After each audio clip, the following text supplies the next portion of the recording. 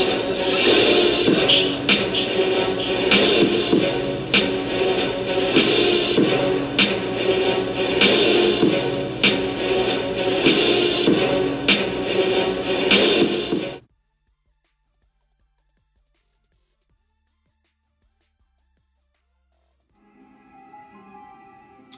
Wars Resistance, The Recruit. That was awesome. The little R2 unit. Oh, cool. The First Order friend here. So definitely First Order, they know who they are. Oh, that was a nice little move. Whoa, got him. Wow. Nice little start. Nice little start. Love that red tie. It is awesome. Uh-oh. Ghana. Oh. Poe. With the Star Wars theme. Very nice. TIE Advance. I mean Interceptor, excuse me. At least it's in the same style, the same model. I need to get there. I hope they come out with these ships. I hope they give us these ships in a decent scale. Got him. Nice shot, kid. Should have been a nice shot, kid. Oh, he's back up running though. Man, I need that tie and I need that pilot with the red and First Order symbol right there. This cartoon, this series may have me warm up to the sequel trilogy, depending on how they treat it. Whoa, Corellian Corvette. One of my favorite ships in all of Star Wars. Awesome. Oh, my man. That's awesome. I forget the pilot's name, but that's cool. This old girl saw action from the Battle of Scarif all the way up to Jakku. Okay, so that's Leia's Corellian. Or the one that she was on in A New Hope. You're the pilot everybody talks about back home. You're a pretty good pilot yourself.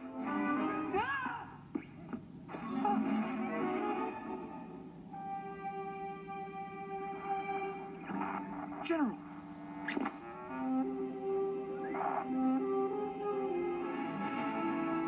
Colossus, it looks nice. I hope we get that as a playset, a very nice size playset.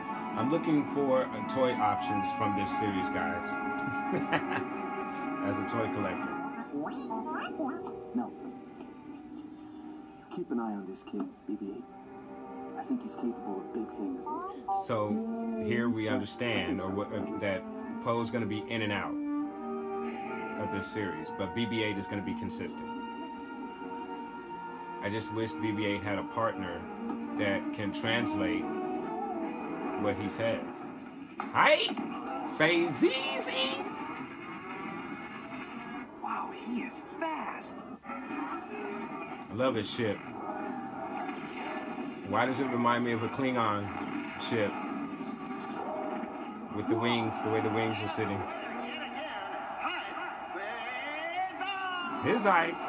Even though you have to race, you don't have to win. You have a mission here for Poe. Remember that. Thanks, Eager. But I think I got this. They're setting it up so he doesn't have to win, which he's not going to win. Yes! Not bad, right? Just gotta push it faster. Be careful. Nora won't hesitate to take you out. I think I can catch her. We all know Kaz is going to mess it up because he's trying to win, and he shouldn't try to win.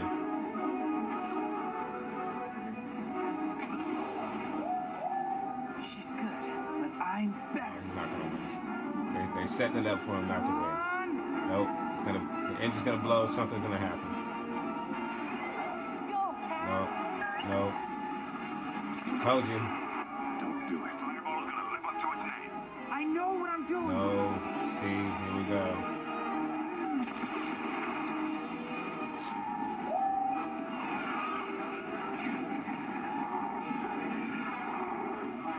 Damn.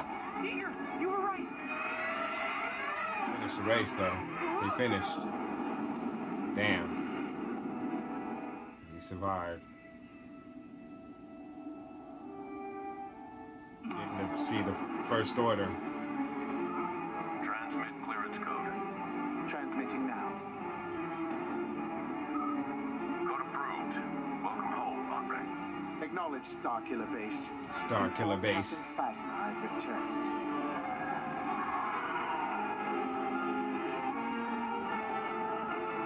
Awesome. Yeah, that's nice.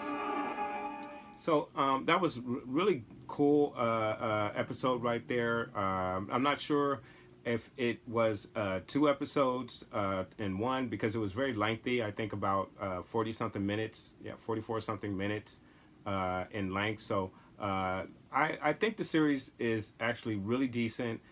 There were some slow points, obviously, but they're doing a lot of world building here with the bar scene and the bar fight. We're getting to getting introduced to a lot of the characters, some of the droids, and then of course the other characters, the mechanic, which at this moment I can't think of anyone's name, but I will get to know some of the characters from this series. So obviously we got to see Leia and in hologram form, so that was really cool. That was awesome. We know that Kaz's father is a senator. I'm going off the top of my head off of the first episode, and I'm just gonna put it out there that I believe that his dad may be Wedge Antilles. Now that could be totally way off, and because I know there are some stories about Wedge, or there's some mentions of Wedge in some of the various books and comics that have come out. So I know he's still alive at this point. I don't know anything about if he has any children, if he's married. I don't know any of that. This is just a guess off of the top of my head, because and the only reason why I'm saying that is because they're obviously concealing his identity from us. So he is somebody that we should know, someone we've heard of before. So I think that's why they're keeping it a mystery, and it'll probably stay a mystery for a little while. Sounds like Kaz has a little bit of money, or his family has a little bit of money. So that'll be interesting, especially since they introduced Canto Bight to us, and we know that Canto Bight is where a lot of well-to-do people live. So it sounds like Kaz may be a part of that particular community. We'll have to see. But he also did state that he is his home is the Republic. And we know what happens with that in The Force Awakens. So a lot of little tidbits and stuff thrown in there for us. We got to see some characters that we're familiar with, and introduced to a lot of new characters. But I think this series is going to be a lot of fun. You have the racing, you have the bar scene that's right there. There's betting involved with these races, so makes it that much more interesting. There is a money aspect to it. It seems that this community feeds off of money and making money, so you have that particular narrative that's going on with this particular series. So for it to be a kid-centric series, there's a lot of adult themes with this series, which is what I expected. I would have to say that this series actually, the first episode of this series has a bit more adult themes to it than what Rebels had to it. So it's interesting that this show got called out for being a kids centric show. And at least in my opinion, I'll be interested to see what you guys think as well. It seems that it did have some adult themes to it, although the dialogue at times was kiddish. There were some slapstick moments, but not as many as I really expected. And then I did, of course, mention there were some slow areas, but those were areas of development. So I can definitely take that. I really did enjoy this introduction to the series and the introduction to these characters. I thought it did have some pretty decent action in the beginning. And then, of course, the race right there at the end was pretty exciting as well. I thought I knew Kaz wasn't going to win the race. I think that was pretty much predictable because they were setting him up to appear as he may get a chance to win. Obviously, he did not win, and he crashed into the water. And of course, his ship blew up as its name, Fireball, describes it. So Fireball is probably going to be a lot of fun, probably going to give him a lot of trouble, but it's probably going to be able to come through in some really key moments when it's not supposed to. So I think it's kind of got a Falconish theme to it. You know, the Falcon is constantly breaking down, but it always seems to come through at the most key moments. I think Kaz's Fireball is going to be very similar in that particular manner. So we'll see how that plays out throughout this series. We didn't get introduced to all of the pilots. We did get a profile of Hype Phazon there, so that was really cool to get introduced to him. But the other pilots we haven't really gotten introduced to just yet. So we'll see how that goes when the next episode comes out next week. This particular episode, I'm going to have to give it a 6 out of 10. And I do score on a half point as well, so you will see a 6.5, 5.5 as well. But for this particular episode, I'm going to score it as a 6 on the nose. I did greatly enjoy this episode. I love the introduction to all of the characters that we got, even though we didn't get introduced to all of the characters. There was some action in this particular episode. I thought the opening battle was absolutely awesome.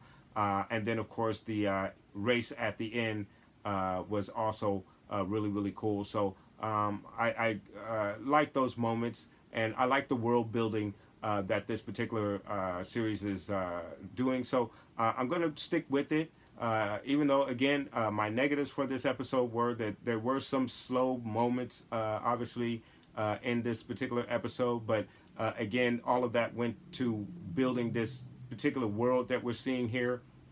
I think the ships are absolutely awesome in this episode. The flights and everything that we got to see. I think the Colossus is a world within itself, and guys, I'm calling it right here. The Colossus is able to fly. We're going to see it fly at some point. Probably won't see it fly for a good while, but we will see that thing lift from the water and probably enter into outer space at some point when it's needed to do so. So I'm calling it right now, guys. But guys, those are my thoughts in regards to this particular episode, guys. But let me know what your thoughts are.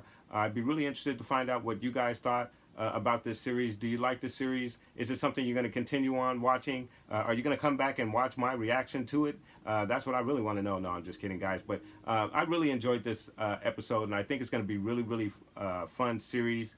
And I like the world building that they're doing, as I had mentioned. I didn't...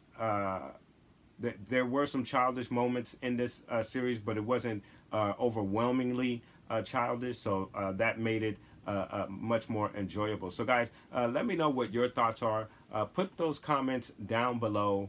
Please like and subscribe. And of course, guys, from the Father to the Son to the Obi-Wan Force Ghost, may the Force be with you always.